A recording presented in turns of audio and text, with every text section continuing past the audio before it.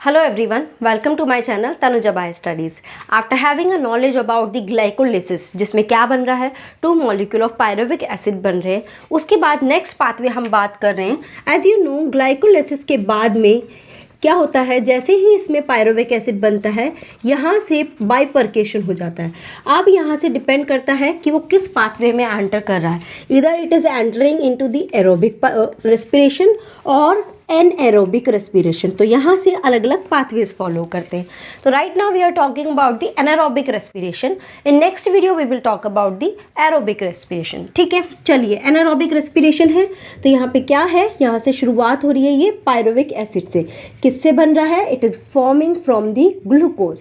Okay, pyruvic acid जब बन रहा है तो अब इसमें क्या बाई प्रोडक्ट बन रहे हैं, मतलब साथ में क्या जनरेट हो रहा है? 2 मॉलिक्यूल ऑफ एटीपी यहाँ पे बन रहा है and 2 molecule of NADH is getting form. मतलब ओवरऑल कितने 8 ATP यहाँ पे जनरेट होते हैं। ठीक है, ग्लाइकोलिसिस में।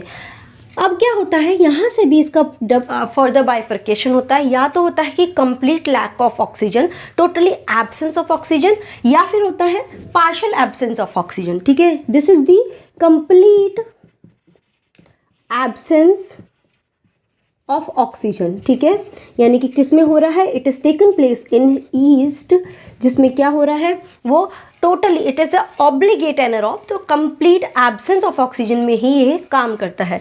ये क्या करता है? पायरुविक एसिड को इट कन्वर्ट इनटू एसिटल्डिहाइड। ठीक है, किस में कन्वर्ट कर रहा है? Acetaldehyde with the help of removal of 1 molecule of CO2। एक CO2 मॉलिक्यूल रिमूव हो रहा है। और कौन सा एंजाइम काम कर रहा है यहाँ पे? That is pyruvic acid decarboxylase.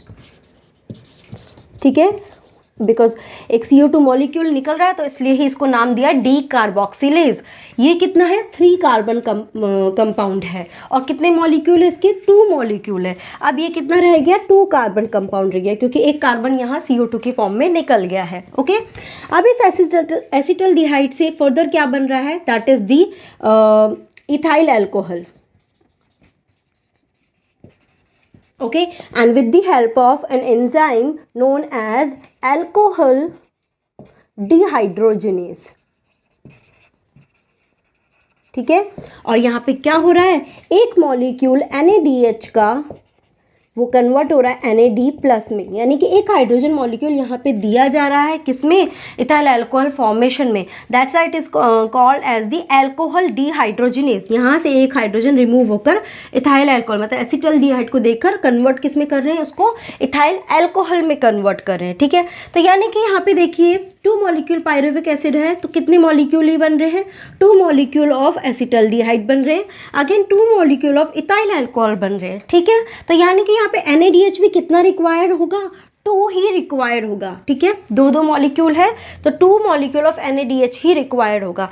यानी ओवरऑल अगर लास्ट में हम देखें कि कितना एनर्जी जनरेट हो रहा है यहाँ पर, तो देखिए शुरू में ग्लाइकोलिसिस में जो NADH बना था वही NADH यहाँ पर यूटिलाइज हो गया, यानी कि ये भी कैंसिल हुआ, यहाँ से ये भी कैंसिल हुआ।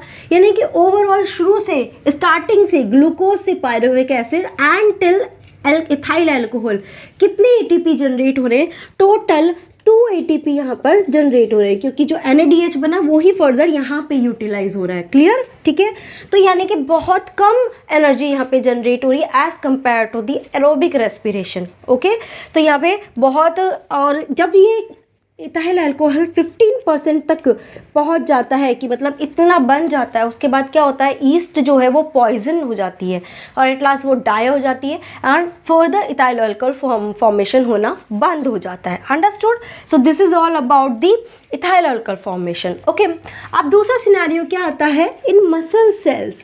मसल सेल्स क्या होता है? When there is excessive exercise. ठीक है, बहुत हाई एक्सरसाइज जब कर रहे हैं तो उस वक्त क्या होता है?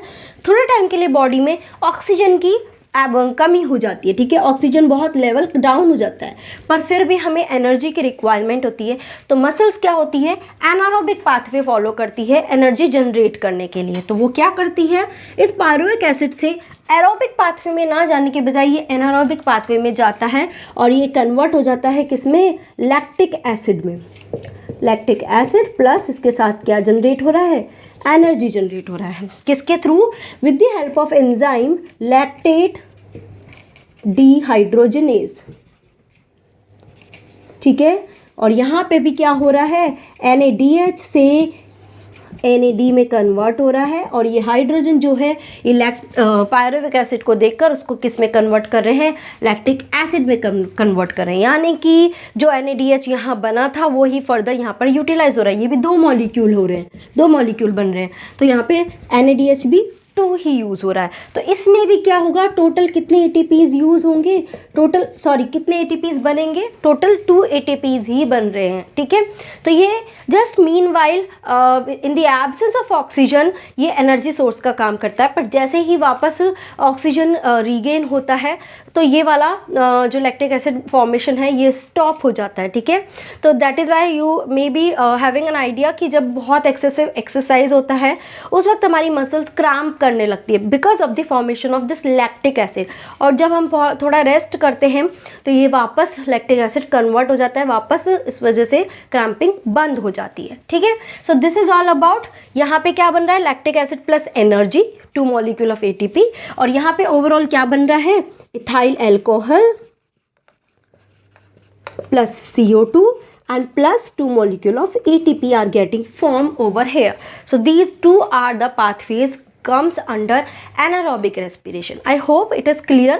इस पूरे को ही क्या बोला जाता है, फर्मेंटेशन भी बोलते हैं, ठीक है। एनारोबिक रेस्पिरेशन को ही हम फर्मेंटेशन बोलते हैं, इसको बोलते हैं ethyl alcohol fermentation, and this is called as the lactic acid fermentation. ये मिल्क में भी यूज़ किया जाता है लैक्टोज को लैक्टिक एसिड में कन्वर्ट करने में, ठीक है। तो ये इंडस्ट्रीज़ में भी यूज़ की जाती है फर्मेंटेशन प्रोसेस, फाइन, बहुत अलग अलग पर्पज़ के लिए। So this is all about anaerobic respiration. In next video we will talk about the aerobic respiration. I hope this is all clear to all of you. If you have any doubt, you can put your query in the comment section. Okay, so thank you so much guys for watching this video.